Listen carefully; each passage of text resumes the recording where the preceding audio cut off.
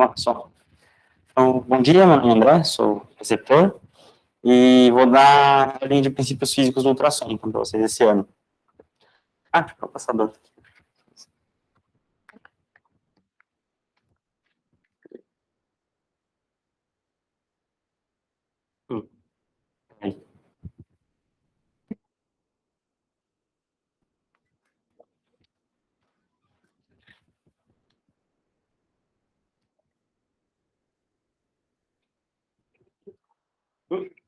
Aí. Eu desliguei. Peraí, agora foi. Beleza. A ideia dessa aulinha é dar uma introdução sobre, assim, como funciona o ultrassom, a parte física por trás, tudo não exatamente sobre os exames, cada um que vocês vão fazer, isso aí vai ter aulas específicas sobre isso. Então, só entender um pouquinho do aparelho e a física por trás. O ultrassom, então, ele emite sons, certo? Sons, eles variam aí de frequência numa escala enorme. Tem desde infrassom, que os elefantes usam lá para se localizar, o som audível, que é o que a gente ouve no dia a dia, ultrassom, que é, por exemplo, o sonar dos morcegos, que eles usam, que aí está nessa faixa aí acima do que a gente ouve, e o nosso ultrassom, o aparelhinho que a gente usa, está nessa faixa aí mais alta, que é por volta de 2 a 12, às vezes 15 MHz, tá? Por isso que a gente não ouve. E o que é o som? O som nada mais é do que ondas, é uma forma de transmissão de energia, e o ultrassom não é diferente disso. Então, é mais ou menos, dá para fazer uma analogia com a corda do violão, com o som que a gente ouve por aí. O som, então, cria onda por uma compressão intermitente, uma vibração. Ele cria zonas de maior e menor pressão no meio, seja nos tecidos onde ele vai sonar, ou, por exemplo, no ar, no caso do violão. Essas ondas de maior e menor pressão, elas transmitem energia e interagem com os meios por onde elas estão passando, certo? O ultrassom funciona da mesma forma. No transdutor, você vai ter, ele vai emitir essas ondas, vai fazer compressão no meio, que seriam, por exemplo, pulmão, fígado, coração, que é que você está ouvindo, e o som se propaga por ali, volta para o transdutor, e você vai ter informações que você vai obter a partir disso. E como que o ultrassom faz isso? Ele usa um efeito que é o efeito piezoelétrico. Tudo bom? O efeito piezoelétrico, então, descobriu-se que alguns materiais, isso já existia na natureza, mas tem materiais que o homem fabrica também, eles têm esse efeito aqui. Eles são um sólido, que a hora que você submete ele a uma corrente elétrica, ele transforma essa energia elétrica em energia mecânica, então ele se deforma. Da mesma forma, se você deformar esse sólido, ele gera uma corrente elétrica também. Então, é uma via de duas mãos. E aí, o material mais comum que se usa hoje em dia nos ultrassons é o PZT, que é o titanato zirconato de chumbo. Ele tem essa estrutura aqui molecular, que é muito importante você saber, não dá para usar ultrassom. Mas, basicamente, assim, a ideia é que quando você coloca uma carga elétrica, ele deforma, e aí ele vibra e cria essas ondas de alta frequência. Como é que funciona, então? Como é que está montado isso no ultrassom? Você vai ter uma fonte de energia, vai ser sua máquina que vai estar ligada na tomada, ela vai chegar lá na pontinha do seu probe e jogar corrente elétrica nos cristalzinhos de PZT lá na frente, eles vão se deformar e vibrar por causa disso, e vão emitir ondas de ultrassom com frequências muito altas, ali, 2 a 15 MHz. Essas ondas vão bater nos tecidos, vão voltar, quando elas voltam, elas de novo deformam o cristal, e essa deformação no retorno vai gerar, por sua vez, estímulos elétricos que vão ser sentidos pelo seu aparelho de ultrassom. Esses estímulos elétricos vão ser transformados são informações que vão ser transformadas na imagem que você vai ver na sua telinha ali no ultrassom. Tá? E aí, como qualquer onda, a onda do ultrassom tem algumas características. Então, tem o lambda, que é o comprimento da onda, tem a amplitude, que é o quanto ela varia aqui no eixo Y, que seria a quantidade de pressão que ela gera no ápice e no vale, tem período, tem frequência. Cada uma dessas características físicas da onda que está sendo produzida pelo ultrassom vai gerar alterações na sua imagem. Então, por que a gente está estudando, que a gente está aprendendo isso? Porque saber manipular essas características físicas da sua onda do ultrassom vai te ajudar a formar uma imagem melhor na hora da aquisição do exame. Tá? Basicamente, o nosso ultrassom, cada ultrassom é um pouquinho diferente, né?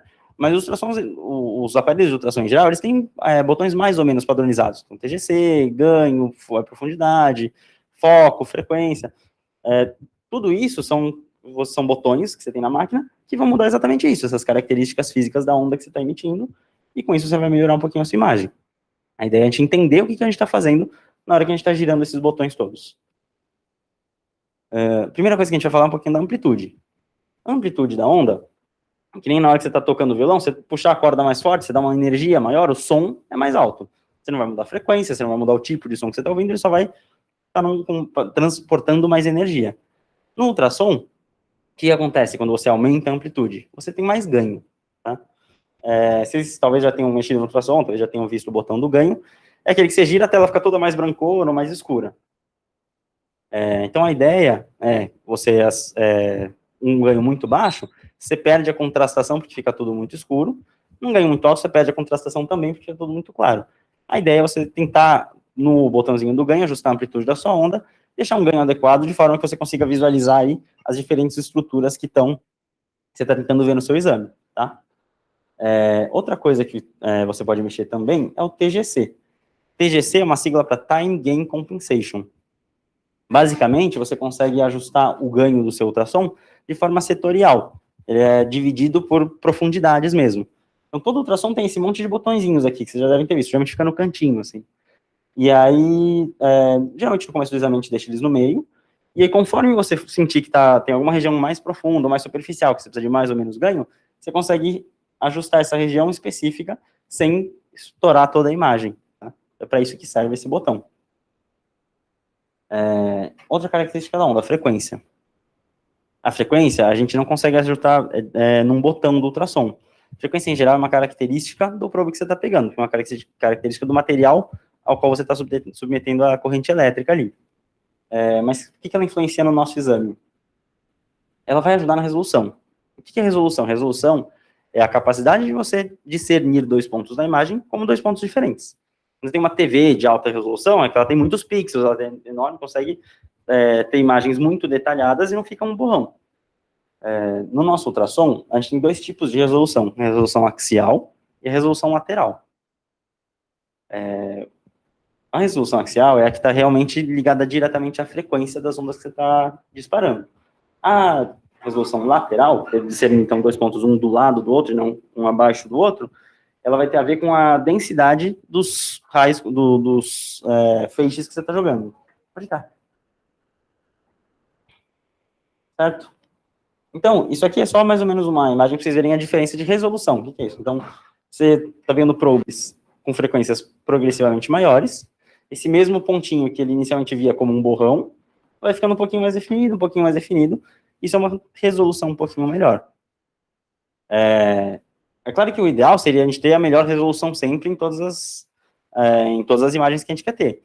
Mas tem um trade-off. Então, quanto maior a frequência que você colocar no seu transdutor, que você tiver no seu exame, você vai ter uma resolução maior, mas você vai conseguir penetrar menos no tecido. Então, quando você quer ver estruturas muito detalhadas a pouca profundidade, você escolhe um transdutor com alta frequência. Quando você quer ver estruturas que estão muito mais profundamente, você não consegue ter uma frequência tão alta e ter uma resolução tão boa. Então, você escolhe probes com uma frequência menor. Tá? Aqui é mais ou menos uma ilustraçãozinha do que seria a resolução axial. Então, quando você tem ondas com uma frequência baixa, ou seja, um comprimento de onda mais largo, muitas vezes elas vão passando então, pela estrutura e elas não enxergam um pontinho aqui do lado do outro quando eles estão muito próximos. Quando você aumenta a frequência e diminui o comprimento de onda, eles começam a pegar mais informações, conseguem detectar esses dois pontos como coisas diferentes, e você consegue ver isso na sua imagem. Tá? E a resolução lateral? A resolução lateral, então, o nosso probe, a gente tem o probe vascular, que é aquele retinho, depois a gente vai mostrar cada um. O probe abdominal e o probe do eco. Eles têm vários cristalzinhos um do lado do outro e vão emitindo faixas de som. Você tem uma propriedade no ultrassom que você pode pegar esses fachos de som e concentrá-los, mais ou menos como uma lupa concentrando a luz do sol ali, que quando você quer queimar um papel ali, né? Quando você faz isso, você consegue ter um ponto focal onde os feixes de som convergem, e com isso você consegue ter uma resolução muito maior nesse ponto. Qual que é o problema disso? É que depois que eles convergem aqui nesse ponto, eles divergem novamente para trás. Então, quando você coloca o foco no seu ultrassom, existe um botão de foco, não sei se vocês já viram, onde você regula em qual altura da tela você quer deixar o foco da sua imagem. Quando você faz isso, você cria uma região de foco lateral muito bom, mas toda a imagem para cima e para baixo fica um pouquinho pior, justamente por causa dessa concentração aqui dos raios, tá? E a outra coisa que a gente tem que ter em mente são as interações do som, do ultrassom, com os tecidos, conforme ele vai passando lá por dentro. Quais são os principais efeitos que acontecem? Então, toda vez que... É que nem física do colegial ali. Toda vez que você tem a luz, ou no caso o som, passando de um meio para o outro, vai acontecer o quê? Você vai ter uma parte de reflexão, certo? Que quando você está angulado, ela vai ser no mesmo ângulo que incidiu. Se tiver 0 graus, vai só ir e voltar. Você vai ter refração. E você vai ter dispersão também. Que muitas vezes quando o ultrassom, o som está passando por estruturas aqui dentro do nosso corpo, às vezes estruturas irregulares, elas têm uma superfície muito irregular, elas dispersam o som e com isso se perde também parte do som. Quando a gente vê uma imagem muito branca no ultrassom, o que isso mostra pra gente é que está sendo muitas ondas sendo refletidas. Isso não quer dizer necessariamente que o tecido branco ele tem uma grande impedância ou uma baixa impedância ao som. Mas isso quer dizer que tem uma diferença grande de impedância entre as duas estruturas pelas quais a onda está passando. Então, por exemplo, quando você está insonando ali o subcutâneo, e aí você vê uma costela, do músculo para a costela, a imagem fica muito branca. Por quê? Porque a costela tem uma impedância muito baixa, na verdade, ao som. O sólido, o som passa fácil, ele tem uma velocidade rápida de transmissão lá dentro, certo? Por isso que fica brancão.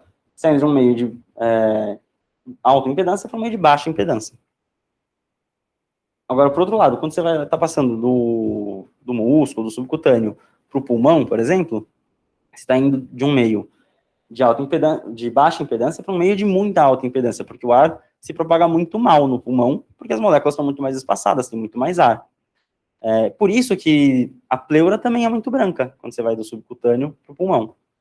Então, não é uma característica em si do tecido que você está ensonando, ele ser branco ou não, mas muito mais essa interface entre os dois tecidos pelas quais a onda está passando. Tá? E aí, então, falar um pouquinho dos tipos de probes. Os 3 probes principais que a gente vai usar, que a gente vê no dia a dia na UTI, são o probe linear, o curvilíneo, que é o do abdominal, e o phase array, que é o do eco, certo? Basicamente, então, o que vai mudar para a gente principalmente a frequência que cada um deles opera. O linear, ele opera na frequência muito maior, 5 a 10 MHz aqui. E é justamente aquilo que a gente falou. É isso para ele ter uma penetrância menor, mas uma resolução muito maior. Porque você usa ele para procedimentos que precisa de muita resolução mesmo. Então, passar um catéter, drenar um abscesso localizado. Você vai precisar de coisas superficiais com muito detalhe. O probe curvilíneo, ele vai ter uma frequência já muito menor, aqui por volta de 2 a 5 MHz. Aí você consegue ver estruturas muito mais profundas, quando você quer ver lá um rim, quer ver uma bexiga, uma aorta, enfim, que seja. Você perde a definição, mas você enxerga mais lá dentro, para fazer o FAST, por exemplo. E o probe do eco, ele é um probe meio intermediário, então ele não é nem tão baixa frequência quanto o abdominal, nem tão alta frequência quanto o linear, porque você quer um pouco mais de detalhes, por exemplo, do eco, mas o coração não está tão superficial assim. Tá? Outra diferença entre eles é que o probe linear, ele é reto, e os outros dois, eles são convexos. Então, quando você olhar a imagem no ultrassom, na hora que você olhar na tela, você já sabe qual que é o probe que está sendo usado. Se for no linear, a imagem vai ser um retangulinho ali. Se for o eco ou abdominal, a imagem vai ser mais ou menos um trapéziozinho ali, assim, um tronco de cone, digamos assim, por causa da disposição das ondas emitidas, tá? Só falando um pouquinho sobre o jeito de pegar no ultrassom, a ideia, o preconizado é que se segure como se fosse uma caneta, tá? A ideia disso é não só te dar mais destreza para operar o ultrassom, mas quando você segura dessa forma aqui, a sua eminência hipotenária, ela deve repousar sobre o paciente. E a ideia disso é que, na hora que você está tentando pegar a imagem do ultrassom, e para a gente que está começando, às vezes você está sofrendo, você não consegue, é muito difícil, a nossa tendência natural é começar a apertar mais para tentar fazer uma imagem melhor. E não melhora a imagem, mas machuca o paciente, é incômodo. Então, quando você repousa a sua mão em cima, isso evita que você faça tanta pressão, tanta força, sem perceber e machuque o paciente. É por isso que a gente segura desse jeito. E aí tem o probe mic. Vocês vão ver, quando vocês usarem o aparelho, já devem ter usado a maioria, tem sempre uma bolinha, ou um Vzinho, ou um desenho da empresa que fez o ultrassom, tem sempre uma marquinha em cima da tela, ou à direita, ou à esquerda. Por convenção, quando a gente vai fazer uma imagem abdominal, vascular, a marquinha fica à direita, e quando vai fazer um eco, a marquinha fica à esquerda, por convenção, não tem nenhum motivo específico para isso. A ideia é que quando você estiver fazendo ultrassom, você cheque no seu probe qual é o probe mark, que é uma marquinha sempre que tem no seu probe que corresponde a essa lateralidade aqui, e você alinhe elas para ficar as duas no mesmo lado. E a ideia é que você veja na sua imagem uma imagem análoga a um corte tomográfico, que é o que a gente, como médico, está acostumado a ver já. Porque quando você inverte, acaba confundindo tudo na cabeça, então você vai passar um acesso à esquerda e à direita, você vai virar a agulha para um lado, ela vai para o outro, então dá muita confusão. Certo? E aí cada probe tem um probe mark diferente. Vai ter uns que é um tacinho, vai ter um que é uma bolinha, tem outros que é uma luzinha, cada um tem um diferente. Vocês vão pegando a anotação e vão vendo. Mas sempre tem alguma indicação de qual que é o lado, e ele sempre corresponde a essa marquinha na tela. Tá? E aí tem os presets. Toda vez que vocês vão escolher um probe no ultrassom, sempre tem os presets. Né? E o que é o preset? Na verdade, então, uma sigla, né, que é Pre-Specified Settings, e basicamente é uma questão de qualidade de vida. A empresa, quando faz ultrassom, ela deixa algumas coisas prontas para você, para a hora que você for fazer o exame, você não precisar ajustar todas essas características que a gente falou agora há pouco. Então, quando você vai fazer, por exemplo, você pega um probe linear, ele já tem aqui a opção, acesso vascular. Então, ele vai deixar uma profundidade mais baixa, ele vai deixar um foco mais na porção mais proximal, mesmo mais superficial, ele vai fechar, às vezes, um pouquinho mais o feixe de som. Tudo isso é uma manipulação que eles deixam pré-feita para ficar uma imagem melhor. Mas é importante vocês saberem todos esses outros conceitos, porque aí, justamente, a partir de algum preset desses, vocês podem ajustar o que vocês acharem necessário no caso de vocês. Tá? Outra coisa importante que vem com os presets são os cálculos. Quando vocês forem fazer eco, vocês vão ver que vocês vão poder calcular refluxo mitral, T-cúspide, VTI, gradiente de pressão transvalvar, tudo isso são cálculos que eles deixam já prontos na máquina, e você tem que escolher o seu preset adequado para que fique mais fácil. Você clica lá no cálculos, eles já te dão essas opções e já vão preenchendo tudo isso conforme você for fazendo as medidas, tá? Aqui é um pouquinho das imagens, então, quais são os modos que a gente vai ver a imagem quando tiver com ultrassom. O modo normal, que é quando você liga o que aparece primeiro na tela, é o modo B, modo bidimensional. Você vai ver num plano aí bidimensional as estruturas todas. Então, aqui seria um ultrassom de uma região cervical, você tem o esternocleido, tem a veia jugular, tem a carótida, tem a tireoide aqui. Essa é a imagem comum aí que a gente costuma ver no ultrassom. Você tem também o modo M. O modo M, a ideia dele você vai pegar, eu fiz aqui em vermelho para ficar melhor de ver, mas vai ter uma linhazinha tracejada aqui na sua imagem. Você vai estar olhando no bidimensional, vai surgir uma linhazinha tracejada, você escolhe em que ponto você quer cortar essa imagem, e aqui embaixo, ele vai pegar só essa linha que você escolheu e vai copiar ela aqui. E esse eixo X aqui, ele vai ser o tempo. Então, ele vai segundo após segundo, milissegundo após milissegundo, colando uma depois da outra essas linhas no lugar onde você deixou. Para que serve isso? Geralmente a gente usa isso para avaliar estruturas ao longo do tempo. Então, é muito útil, por exemplo, para a função segmentar, para a função sistólica, quando você está fazendo um eco. Por exemplo, aqui você está cortando o quê? O VE, certo? Então, por exemplo, você consegue ver se as duas paredes do VE se aproximam ao mesmo tempo, se as duas estão contraindo bem, se não tem um movimento paradoxal, se não tem uma disfunção segmentar. Essa é a ideia do modo M. E aí, o último conceito que a gente vai abordar é o efeito Doppler. O efeito Doppler, vocês lembram aí do cursinho, certo?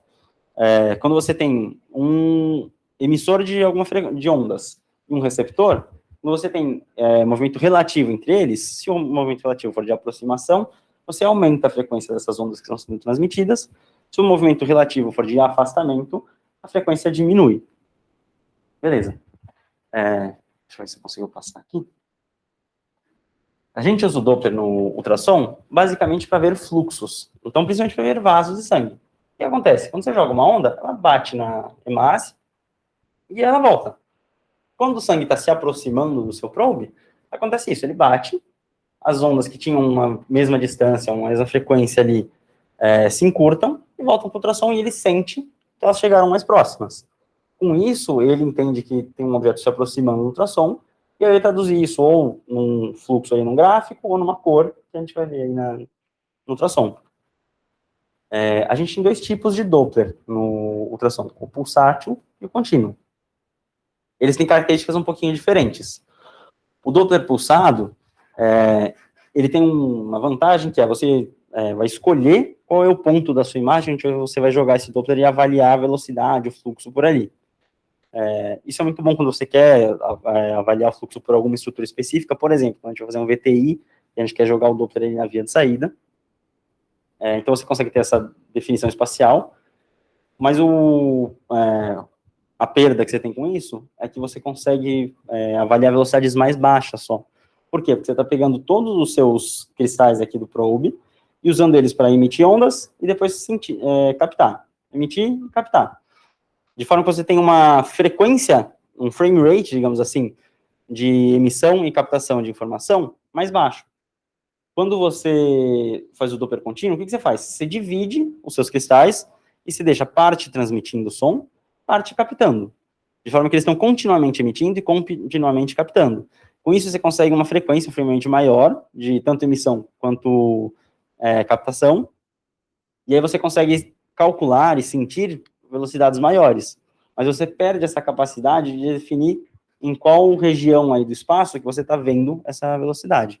Tá? Esses são os prós e contras de cada um.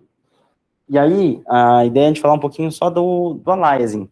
Não sei se vocês já ouviram falar. O aliasing é também chamado de efeito estroboscópico. Vocês já devem ter visto isso em outras situações, mas não sei se no ultrassom. Deixa eu abrir.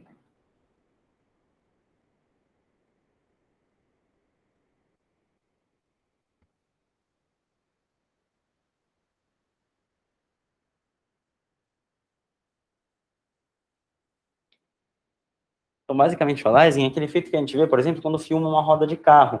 Você vê a roda, o carro indo para frente, você sabe que ele está indo nesse sentido, e a roda, de repente, começa a girar para trás, certo? Aqui é a mesma coisa. Aí a roda vai começar a girar, você sabe que é uma peça única, e aí, do nada, a parte de fora começa a voltar. Certo? Por que isso acontece?